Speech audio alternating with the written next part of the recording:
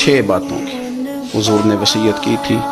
سب سے پہلے حضور نے فرمایا تھا ابو ذر مسکینوں سے محبت کرتے رہنا۔ دوسرا نبی پاک صلی اللہ علیہ وسلم نے فرمایا تھا جب بھی دیکھنا نیچے والوں کو دیکھنا، اوپر والوں کو نہ دیکھنا، مالداروں جاگیرداروں پہ توجہ نہ کرنا، ذہن خراب ہوگا، نیچے دیکھنا، غریبوں کی طرف توجہ رکھنا۔ تیسرے نمبر پر نبی پاک صلی اللہ علیہ وسلم نے فرمایا تھا ہر حال میں حق بات کہنا اگرچہ وہ کڑوی ہو۔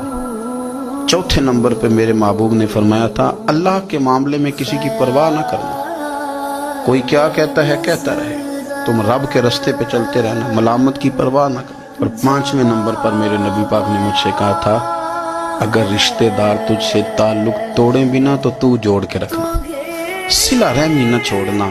اور 6 نمبر پر حضور نے فرمایا تھا اللہ کے عرش کے خزانوں میں سے خزانہ ہے لا حول ولا قوت الا باللہ العلی العظیم۔ حضور نے فرمایا اسے پڑھتے رہنا